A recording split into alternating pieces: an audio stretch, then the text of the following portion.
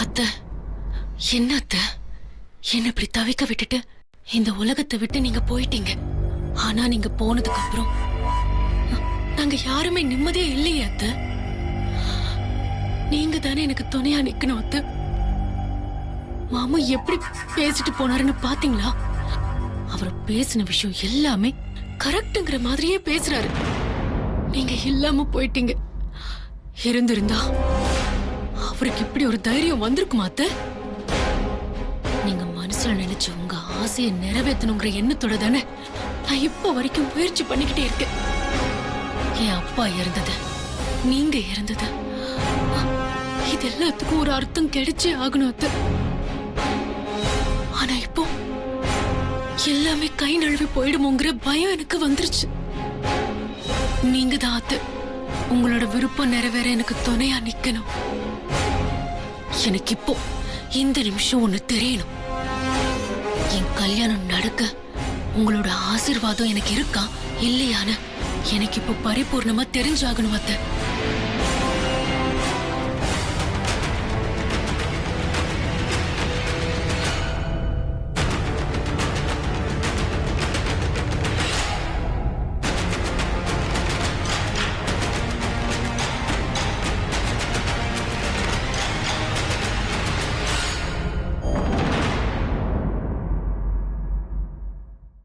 அத்தை, இப்ப சிவப்பு பூ வந்தா என்னோட எண்ணம் நிறைவேறாம போயிடும் அர்த்தம்.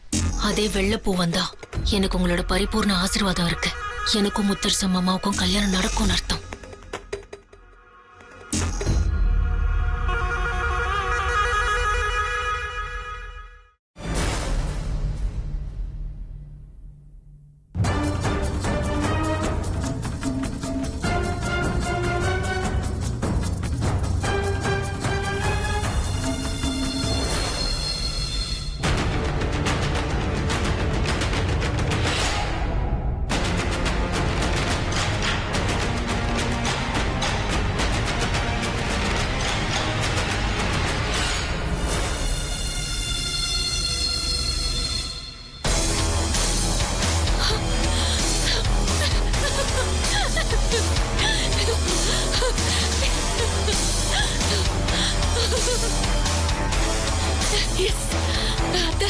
எனக்கு நம்பிக்கை வந்துருச்சு.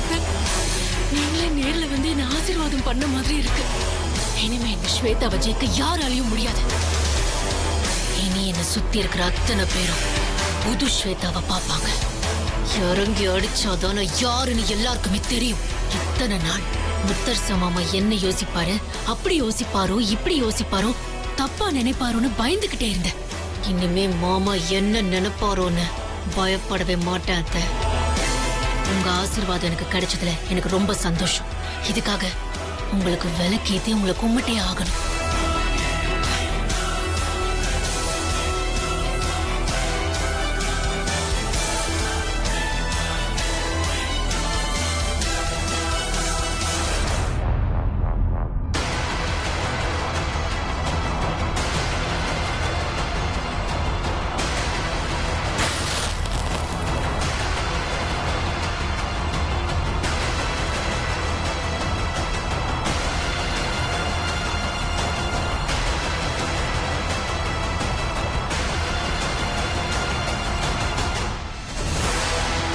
எனக்கும் மாமாவுக்கும் கல்யாணம் வரைக்கும் போறதுக்கு நான் எவ்வளவு பிளான் பண்ணேன்னு எனக்கு மட்டும்தான் தெரியும். நான் இப்ப இருக்கிற இடத்தை யாருக்கும் விட்டு தர நான் தயாரா இல்லை. அதே மாதிரி மாமாவும் என்னை விட்டு சுலபத்துல விலகி போயிடவும் முடியாது. எனக்கும் அவர் சித்திக்கும் அவர் செஞ்சு கொடுத்த சத்தியம் இன்னும் உயிரோட தான் இருக்கு. அதை அவ்வளவு சுலபமா அவரால மீறிட முடியாது. அதுவும் எனக்கு நல்லா தெரியும். ஆனா ஒரே ஒரு விஷயம் எனக்கு நல்லா புரியுது. அவர் மனசுக்குள்ள அந்த வேலைக்காரி வெண்ணிலா உள்ள புகுந்துட்டான்னு எனக்கு நல்லா புரியுது. அத நான் எப்படியாவது புரிஞ்சுக்கணும்னு தான் மாமா விருப்பப்படுறாரு. அது புரிஞ்சாலும் புரியாதது மாதிரி நடிக்கிறதுக்கு எனக்கு நல்லா தெரியும். நான் விலகி போயிட்டா அவருக்கு இன்னும் வசதியான சூழ்நிலை அமைச்சு கொடுத்த மாதிரி ஆயிடும். நான் இதுக்கு விலகணும். நான் என்ன தியாகியா? நான் இல்லைன்னு மாமா நினைக்கணும். அதனால்தான் சித்தி ஜனனி அத்தியா தொத்துறாங்க. அது நான்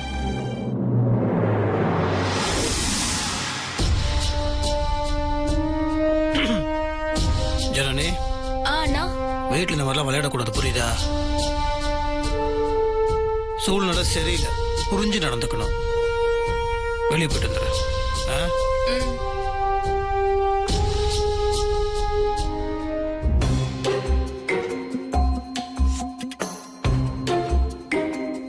டேய் டேய் பேங்க் போன வா.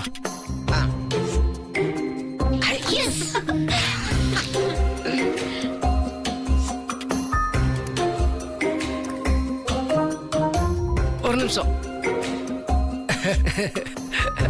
மாப்பிள்ள, உன் மனசுக்குள்ள இருக்கிற விஷயத்தை நீயா சொல்றதுக்கு முன்னாடி இவங்க ஃபோக்கஸ் லைட் அடிச்சு வெட்ட வெளிச்சமாக்கிட்டாங்க. அறிவு இருக்கா? அவங்க தான் சூழ்நிலை தெரியாம விளையாடிட்டு இருக்காங்க, நீ கூட சேர்த்து விளையாடிட்டு இருக்க. விளையாடல மாப்பிள்ள, வெட்ட வெளிச்சமாக்குனது ஒரு விதத்துல நல்லதுதான். புரிய வேண்டிய அவங்களுக்கு புரிஞ்சும்ல, நீ தனியா புரிய வைக்க வேண்டிய அவசியம் இல்ல. தேவையில்லாம் பேசுக்கிறது சொல்லிட்டேன். குழந்தைங்க அவங்க தான் விளையாடுறாங்கன்னா உன் வயசுக்கு தான் தேவையா? ஓட்டவை மூடிட்டு வாடா. சும்மா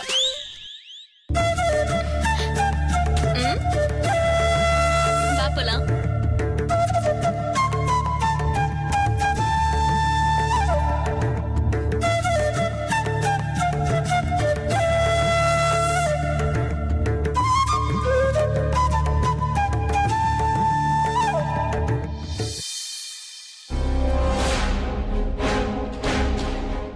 ஏய், என்னடி இங்க நின்னுட்டு இருக்கீங்க? சீக்கிரமா ரெடி ஆகுங்க, வெளியில போலாம்.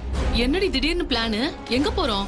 எங்க போறோம் எதுக்கு போறோம்லாம் தெரியாது, ஆனா பிளான் என்னன்னு மட்டும் தெரியும். அக்ஷயா, ஒரு விஷயம் கவனிச்சியா? ஜனனி வந்து வெண்ணிலாவை பொண்டாட்டின்னு கூப்பிட்டதா சொன்னப்போ மாமா முகம் சந்தோஷமா மாறுறதுக்கு பதிலா பயத்தோடையும் கலவரத்தோடையும் மாறுச்சு. டக்குனு திரும்பி என்னதான் பார்த்தாரு. நான் என்ன யோசிக்கிறேன், நான் என்ன பண்றேன்னு பயத்தோட பார்த்தாரு. மாமா மனசுக்குள்ள வெண்ணிலாவை கட்டிக்கணுங்கிற ஆசை வந்திருக்கு. ஆனா அந்த ஆசைக்கு குறுக்க வர போறதும் நான் தானே. அவர் நல்லாவே புரிஞ்சு வச்சிருக்காரு. ஆனா நான் அதுக்கு ஸ்பீட் பிரேக்கரா இருக்க கூடாது. ஆனா அந்த ஆசைய அவர் வெளிப்படுத்தணும். அத வெளிப்படுத்துறப்போ நான் அவரை கையும் களவுமா பிடிக்கணும், பிடிச்சே தீரணும். அப்போ அவர் வாயால அவரை கட்டிக்க போறது என்னையா வெண்ணிலாவையான உண்மைய சொல்ல வைக்கணும். நான் சொன்னா அதுக்கப்புறம் கேள்வியே கிடையாது. ரொம்ப ரொம்ப சந்தோஷம். வெண்ணிலான்னு மட்டும் சொன்னாரு, மாமாவுக்கு தீபாவளி வீட்டுக்குள்ளேயே வான வேடிக்கை நடக்கும். அதுக்கு மாமா ரெடியா இருக்கணும்ல. நாம இன்னைக்கு ஃபுல்லா வெளியில தான் இருக்க போறோம். வீடு மொத்தத்துக்கும் இந்த செய்திய பரப்பி விடணும். மாமா காதுக்கும் இந்த விஷயம் போய் சேரணும். அதுக்கப்புறம் தான் அந்த அண்ணாமலை ஏதாவது ஒரு பிளான் போட்டு மாமாவை வெண்ணிலா கூட சந்திக்க வைக்கணும்னு நினைப்பான். அது நடந்ததும் அவங்க ரெண்டு பேரையும் சேர்த்து கையும் கொலவுமா போட்டுக்க. புரிஞ்சுதா?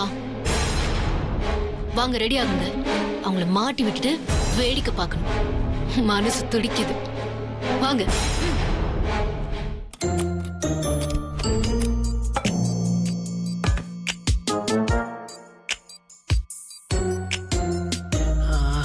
அப்பா பசிக்குது பசிக்குது. ஐயோ ஜிலேபி, இப்ப நாம பாட்டுக்கு வெளியே போலான்னு கிளம்புறோம். அங்கெல்லாம் நல்ல சாப்பாடு கிடைக்குமான்னு தெரியலையே. எதுக்கும் வெண்ணிலா கையால ஒரு பார்சல் கட்டி கொடுன்னு சொல்லி வாங்கிட்டு வந்துட்டுமா? பட்டு, அப்புறம் எதுக்கு வெளியில வரீங்க? இங்கே உட்கார்ந்து வேலைக்கு கொட்டிக்க வேண்டியதானே? அப்படி இல்ல ஜிலேபி, ஒரு முன்னேற்பாடு பண்ணலான்னு பார்த்தா நீ என்ன புரிஞ்சுக்கவே மாட்டேங்கிற. என்ன பண்றது?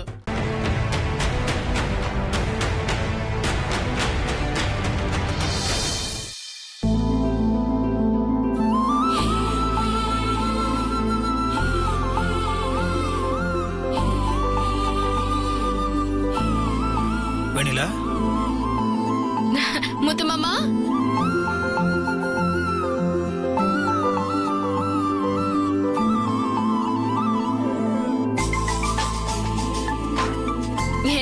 மாமா இன்னைக்கு சீக்கிரம் வந்துட்ட? அது வேலை கொஞ்சம் சீக்கிரமா முடிஞ்சிருச்சு. சரி இந்தா.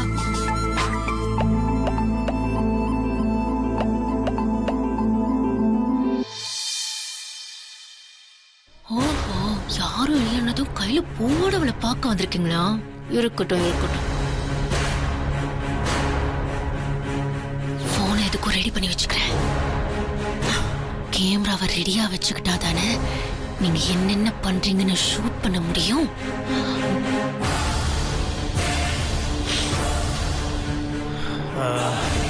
என்ன வெண்ணிலா, வீட்டுல யாருமே காணோம்? அதுவா மாமா, ஸ்வேதாக்கா கோயிலுக்கு போகணும்னு சொன்ன உடனே எல்லாருமே கூட போயிருக்காங்க. ஸ்வேதாக்கா ஃப்ரெண்ட்ஸ், அவங்க அம்மா, அழகப்ப அண்ணன், பூங்கோதா அண்ணி எல்லாருமே கூட போயிருக்காங்க.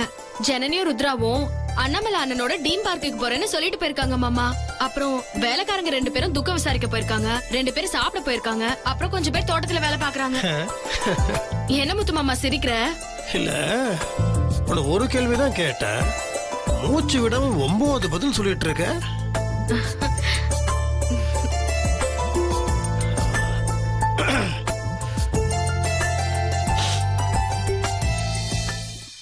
வெண்ணிலா மாமா, பூ வாங்கிட்டு வந்திருக்க.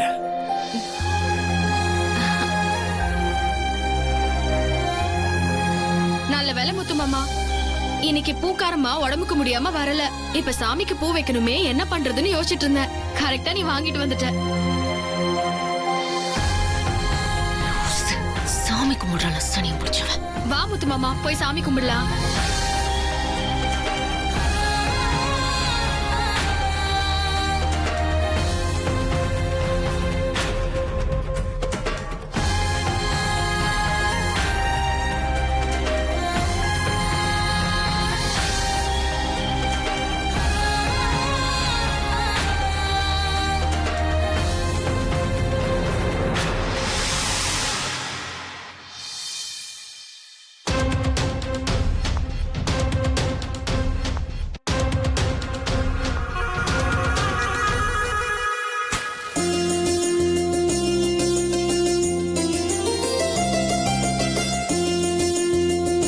வெண்ணிலா, உன் வாழ்நாள்ல பாதி நேரத்தை சாமி கும்பிடுறதுல கழிச்சிரும் இல்ல?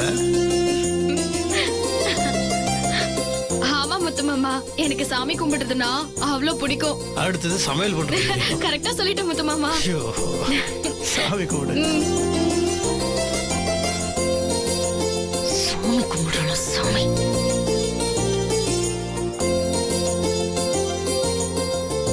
சரி முத்து மாமா, நான் சீக்கிரம் போய் சமைக்கணும். ஏய், இப்பதான் சொன்னதுக்குள்ள ஆரம்பிச்சிட்டியா?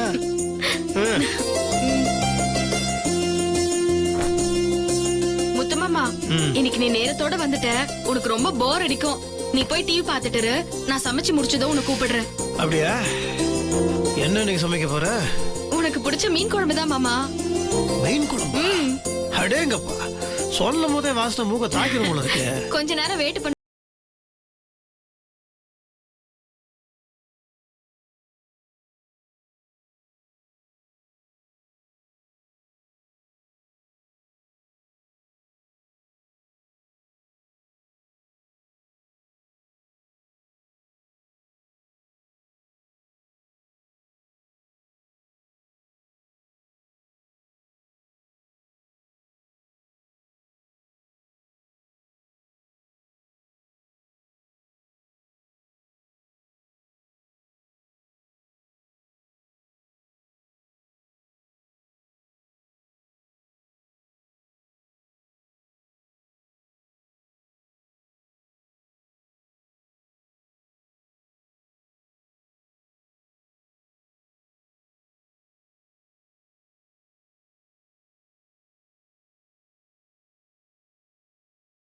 மனசோட அன்பாதான் பண்ணணும் முத்து மாமா.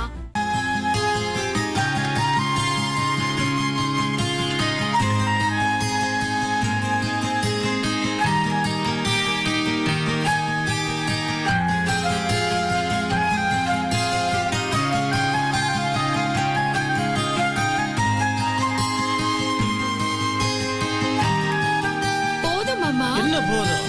எவ்வளவு மீனா? சாப்பிடு. வெண்ணிலா, இன்னைக்கு உன் புண்ணியத்துல மீன் குழம்பு எப்படி வைக்கணும்னு நான் கத்துக்கிட்டேன். ஆனா அதை விட ஒரு முக்கியமான விஷயம் இருந்து கத்துக்கிட்டேன் தெரியுமா?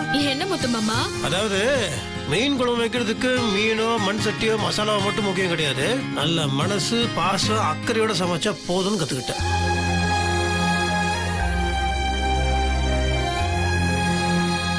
என்ன முத்து மாமா நீ ஏதேதோ சொல்ற? ஏதேதோலாம் ஒன்றும் சொல்லல, நீ சொன்னதான் சொன்ன. சாப்பிடு.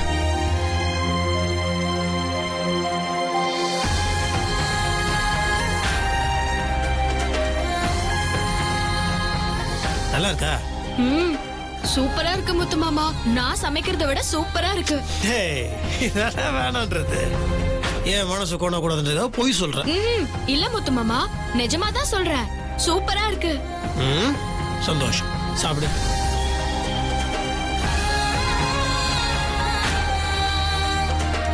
மீன் சாப்பிடு. இல்ல இந்த மீன் முள்ளு அதிகமா இருக்கு, நான் அடுத்தறாரு.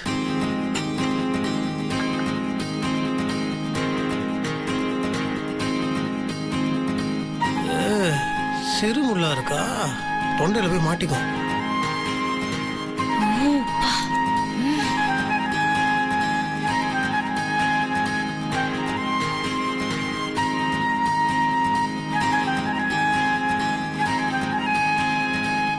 என்னடா இது, ஏதாவது மீனிங்ஃபுல்லா நடக்கும்னு பார்த்தா கடைசியில இவங்க மீன் சாப்பிடுறது பாக்குற மாதிரி ஆயிடுச்சு.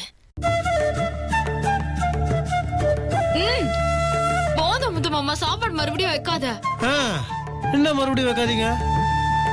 நான் சாப்பிடும் போது மட்டும் கழுத்து வரைக்கும் சாப்பிடுங்க சாப்பிடுங்கன்னு பரிமாறுவல்ல, இப்ப நான் போடும்போது மட்டும் போதுமா? இந்த கதையே கிடையாது, சாப்பிட்டே ஆகணும்.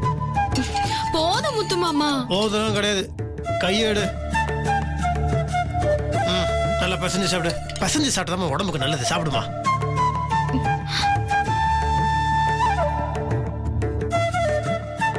வெண்ணிலா நல்லா அள்ளி அள்ளி சாப்பிட்டா உடம்புல ஒட்டுன்னு சொல்றேன். நீ என்னத்த சாப்பிடுற? நீ இப்போ நான் ஊட்டுறேன் உனக்கு. ஆகாட்டு. மீன் துண்டை எடுத்து அதுக்கு நடுவுல வச்சு அப்படியே வாயில போட்டா ஆகாட்டு.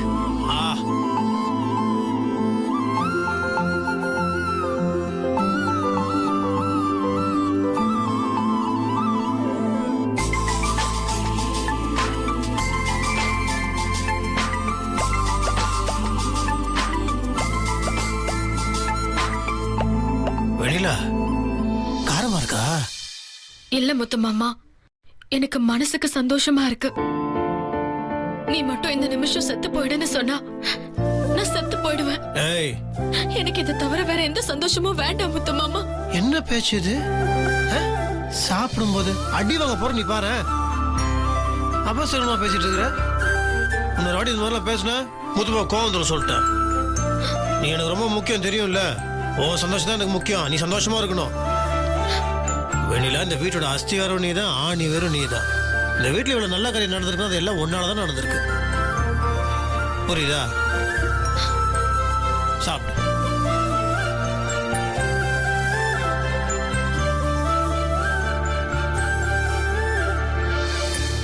இந்த வீட்ல பாத்திரம் கழுவுறது தர துடைக்கிறதெல்லாம் பண்ணிக்கிட்டு வேலைக்காரி மாதிரி இவ இருக்கா. கேட்டா நல்லது பண்றான்னு மாமா வாய்க்கிழிய பேசுறாரு.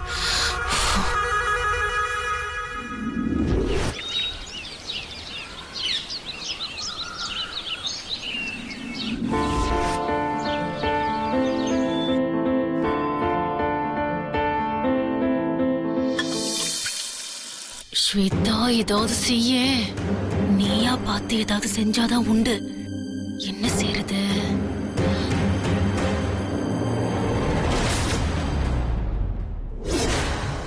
என்னடி இப்படி அரைக்குது? சரி நம்ம போலாமா? ஆமாண்டி, எனக்கும் பயங்கரமா பசிக்குது, தாகம் வர எடுக்குது. போலாம். கோயில்ல இருந்து அவங்க எல்லாம் திரும்பி வராம நாம மட்டும் எப்படி போறது? நாம 2 பேரும் மட்டும் போனா அவங்களுக்கு சந்தேகம் வராதா?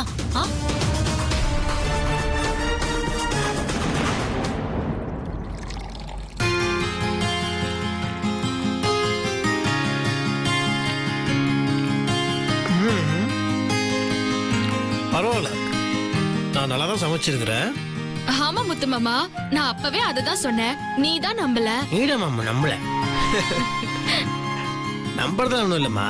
நீ நான் சந்தோஷப்படுறதுக்காக சொல்லுவல, அப்படி நினச்சிட்டேன். உன்னை மட்டும் சமைக்கவே முடியாது. ம் சமையலோட ஞாபகத்துக்கு வருது. உங்கள்கிட்ட ஒரு விஷயம் கேட்கணும். கேளு மாமா. இது வரைக்கும் நீ ம். எத்தனை தோசை சுட்டிருப்ப, எத்தனை இட்லி சுட்டிருப்ப? ம், அது ஒரு நாளைக்கு காலையிலயும் நைட்டும் சேர்த்தா ஒரு 100-150 சுற்றுவேன். ம் மொத்தமா பார்த்தா லட்சக்கணக்குல வரும் முத்து மாமா.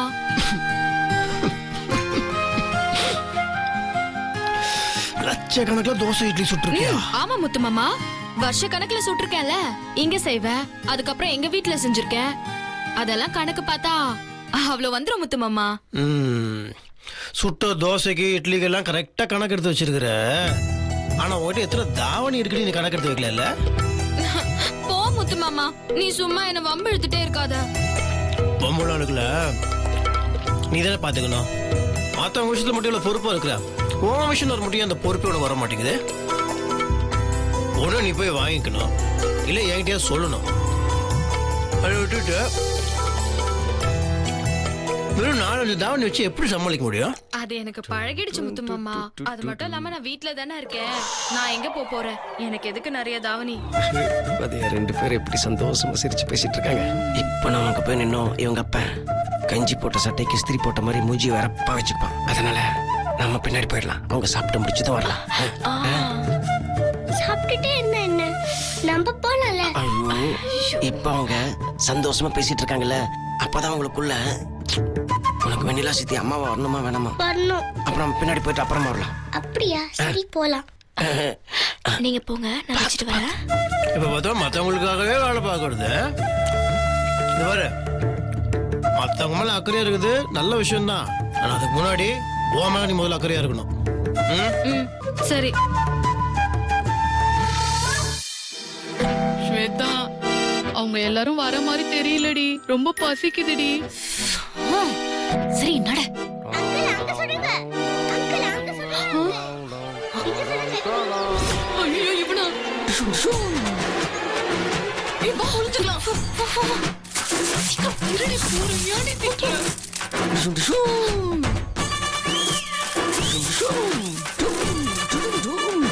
Dish dish dish. என்ன ஸ்வேதா இது? ஒரு தொல்லை போயிடுச்சுன்னு பார்த்தா இப்ப புது தொல்லை ஒண்ணு வந்துகிட்டு இருக்கு. நம்ம எப்படி சாப்பிட போறது? ஏய், அறிவு இருக்கா உனக்கு? அவங்க பார்த்து தொலைச்சிட்டா என்ன பண்றதுன்னு நானே பயத்துல இருக்கேன். நீ என்னடா சாப்பிடணும் சாப்பிடணும் புலம்பிக்கிட்டு இருக்க? அடங்க மாட்டியா நீ? ஐ கிரிக்கெட் பேட். மாமா மாமா, நம்ம கிரிக்கெட் விளையாடலாமா? ஆடலாம்.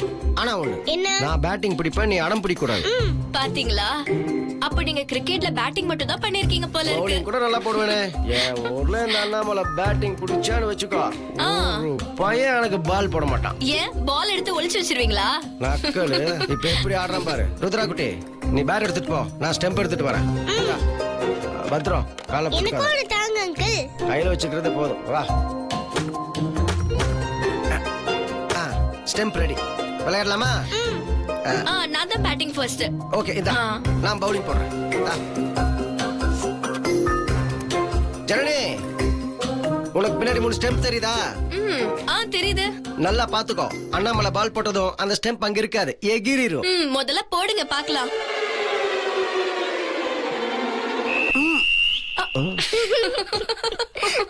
பாலுங்க அதோ அங்க இருக்கு. ஏதோ ஒரு தடவை மிஸ் ஆயிருச்சு. நேரா ஓடி வந்து பின்னாடி போடுறதா? சிரிக்கிறீங்களா? இருங்க, இப்ப போடுறேன் பாரு.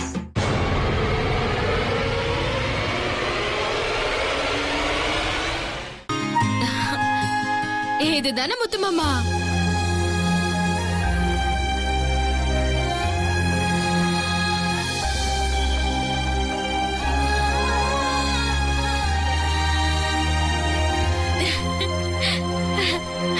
பாத்தியா மாமா, எப்படி கண்டுபிடிச்சேன்னு பாத்தியா? ஏ எப்படி? எவ்வளவு தாவணிங்க இருக்கு இதுல. இதுதான் எனக்கு பிடிச்ச கலர், இதுதான் நான் செலக்ட் பண்ணேன்னு எப்படி கரெக்டா கண்டுபிடிச்ச? ஏன் முத்து மாமா, இது என்ன பெரிய விஷயமா? நான் வயசுக்கு வந்தப்ப இதே கலர்ல தான் எனக்கு தாவணி எடுத்து கொடுத்த. அப்புறம் இடையில எனக்கு பிறந்த நாள் வந்தப்ப இப்படிதான் எடுத்து கொடுத்த. உனக்கு சித்ராக்காவை நிச்சயம் பண்ணப்ப, அப்புறம் உனக்கு கல்யாணம் ஆகுறப்ப, கல்யாண நாளுக்கு, இப்படி எல்லாத்துக்கும் இதே கலர்ல தான் எப்பவும் எடுத்து கொடுப்ப. சித்ராக்கா கூட என்ன எத்தனை தடவை கிண்டல் அடிச்சிருக்காங்க தெரியுமா? உன் மாமனுக்கு வேற கலரே தெரியாதான்னு கேக்கும். அப்படி இருக்கும்போது இப்ப மட்டும் நீ என்ன புதுசா வேற கலர் தாவணிலியா போய் மோதிரத்தை ஒளிச்சு வைக்க போற?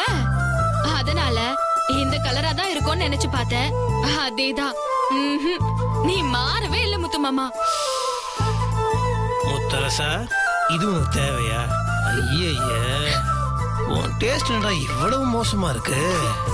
பச்சை புள்ளலாம் ஈஸியா கண்டுபிடிச்சிருது.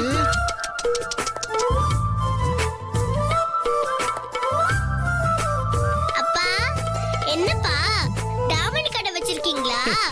சேச்சா இல்லடா, அது வந்து நம்ம வெண்ணிலாக்காக அது. என்னப்பா நீங்க சித்தி கிட்ட போய் இப்படி முக்க வாங்கிட்டீங்க? மொக்கையா? நான் ஒண்ணும் பண்ணலையே, உனக்கு எப்படி தெரியும்? சும்மா சமாளிக்காதீங்க, நான் எல்லாத்தையும் பார்த்துட்டேன்.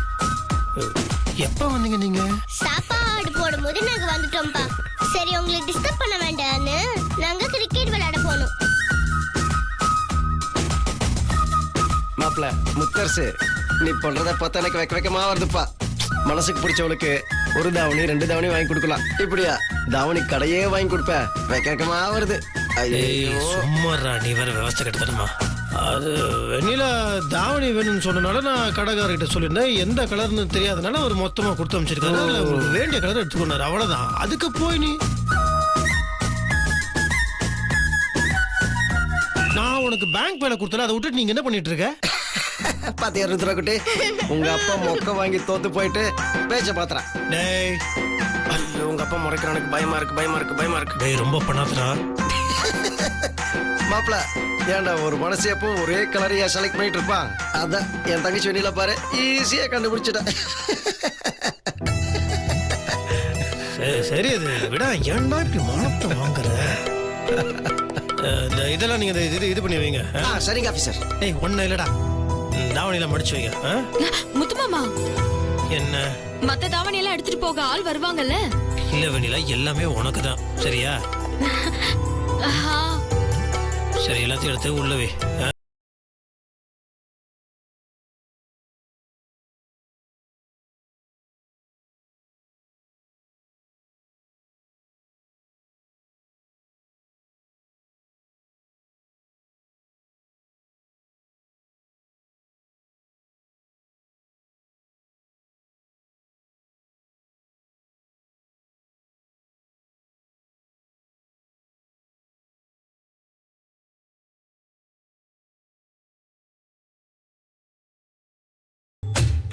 தினமும் ஒரு புது தாவணி போட்டு அசத்துங்க.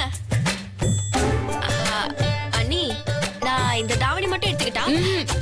என்ன நீ இத நான் எடுத்துக்க கூடாதா? இது முத்து மாமா எனக்குன்னு வாங்கி கொடுத்தது, நான் மட்டும்தான் தொடலாம். ஐயோ சாமி, தாங்க முடியல. சூப்பர் அண்ணி. நான் கூட உங்களை ரொம்ப சாதாரணமா நினைச்சேன், ஆனா ரொமான்ஸ்ல சும்மா பிச்சு உதறீங்க.